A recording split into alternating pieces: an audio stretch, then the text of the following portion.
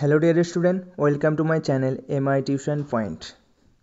দেখো, তোমরা যারা প্রথম রাউন্ডে অ্যাডমিশন হয়ে গিয়েছো বা কলেজ পেয়ে গিয়েছো, ঠিক আছে, এবং তোমরা তারা আপডেট মানে আপগ্রেডেশন করতে চাচ্ছ, তারা কি করবে এবং দেখো এবং তোমাদের কত কীরকম খরচ পড়তে চলেছে, ঠিক আছে, এর ব্যাপারে আমি তোমাদের আজকে বলবো। এবং স্কলারশিপ ব্যাপারে তোমরা যদি জানতে চাও, তোমরা প্রাইভেট গভর্নমেন্ট যেখান থেকেই করো, তোমরা কিন্তু একটা সেন্ট্রাল গভর্নমেন্টের এখন একটা স্কলারশিপ চলছে। সেই স্কলারশিপটা যদি করতে চাও তোমরা আমাকে অবশ্যই কমেন্ট সেকশানে বলবে, সেখানে কিন্তু আমি বলে দেবো, ঠিক আছে।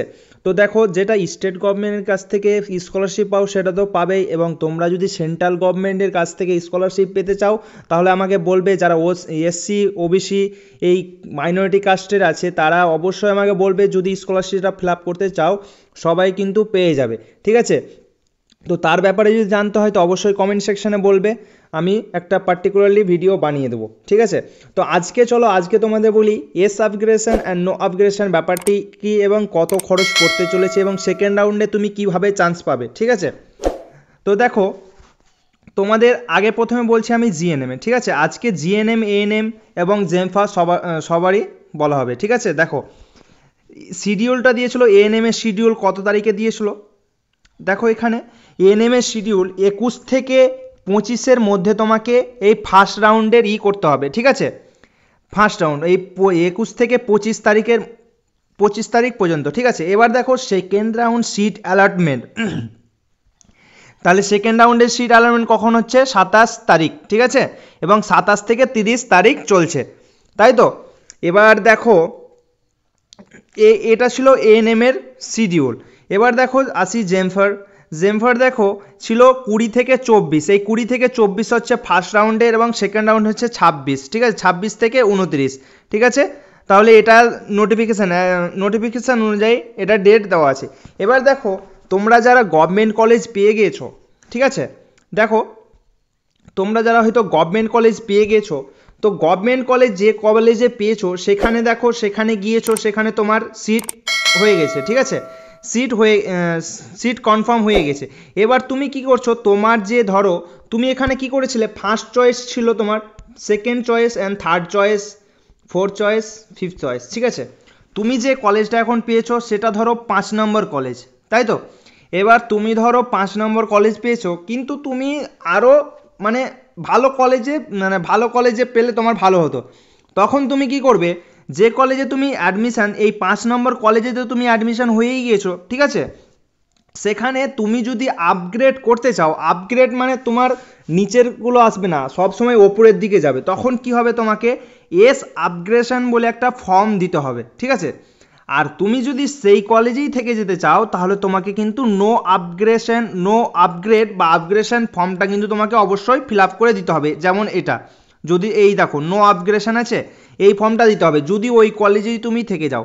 এবার তুমি যদি আপগ্রেডেশন করতে চাও তখন কি হবে, ধরো আপগ্রেডেশন হলো, এই আপগ্রেডেশনটা 5 নম্বর কলেজ থেকে ধরো 2 নম্বরে চলে আসলো, ঠিক আছে, তখন কিন্তু তুমি এই 5 নম্বর কলেজটা কিন্তু তোমার থেকে হাতছাড়া হয়ে যাবে, ঠিক আছে।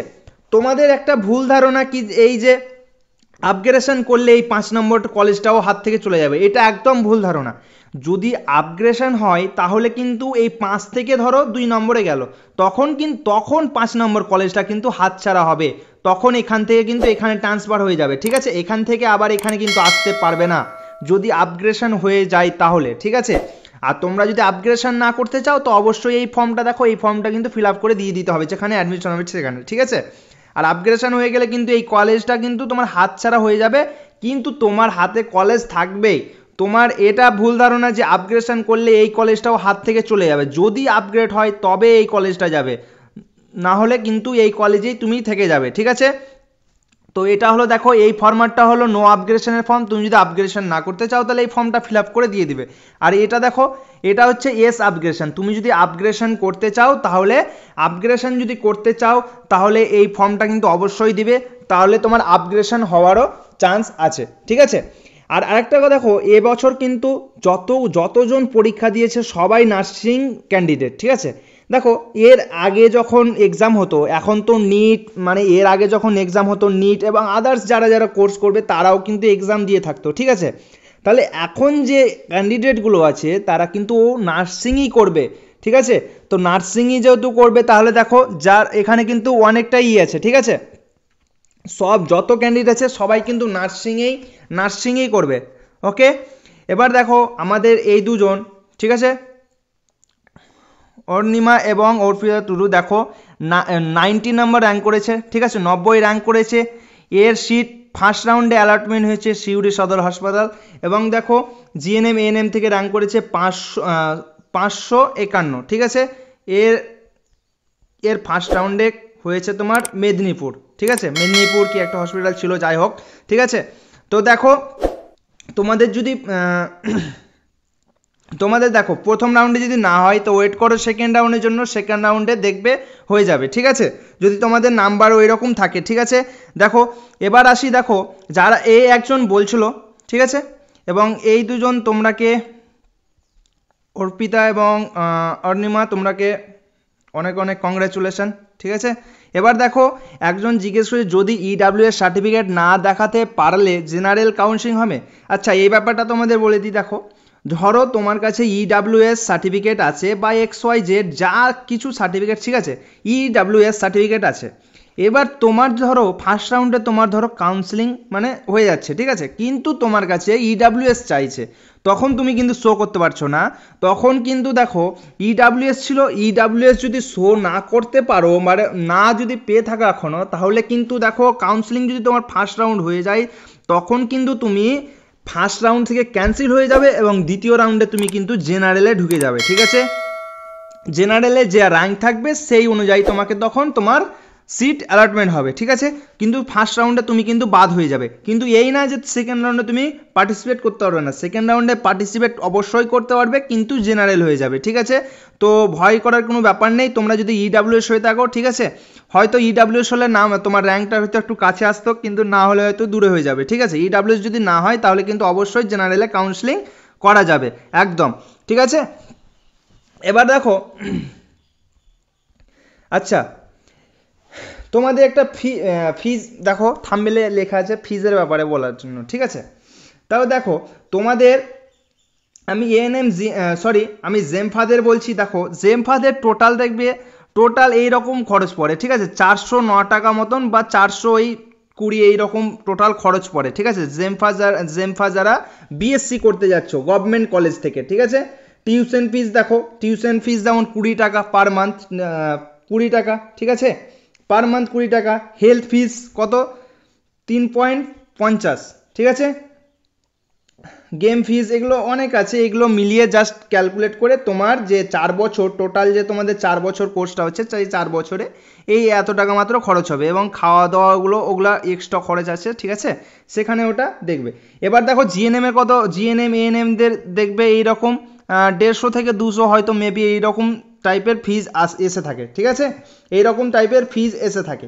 এবার তোমাদের যারা সিট অ্যালটমেন্ট হয়ে গিয়েছো তারা কি কি নিয়ে যাবে সঙ্গে তার ব্যাপারেও বলে দিই তোমাদের, আবারও বলি, তোমরা যদি দেখো একটা স্কলারশিপ আছে, ঠিক আছে, আমি এখানে বলছি না, আগে তোমাদের দেখি ইন্টারেস্ট কেমন। একটা স্কলারশিপ আছে সেন্ট্রাল গভর্নমেন্টের স্কলারশিপ, লাস্ট ডেট কিন্তু খুবই ইমিডিয়েটলি হয়তো শেষ হয়ে যাবে, সেই স্কলারশিপটা দেখবে 40,000 টাকা কিন্তু পাবে।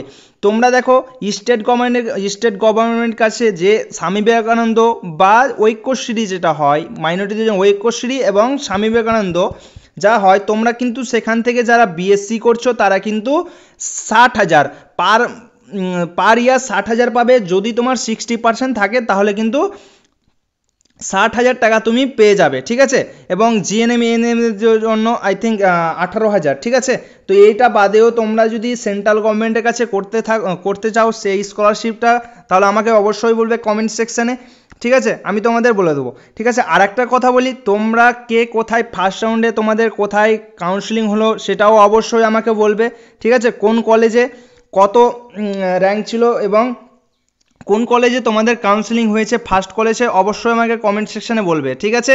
এবং যাদের ধরো নাম্বার আছে তারাও বলবে কীরকম তোমাদের সেকেন্ড রাউন্ডে হতে পারে কি, ঠিক আছে।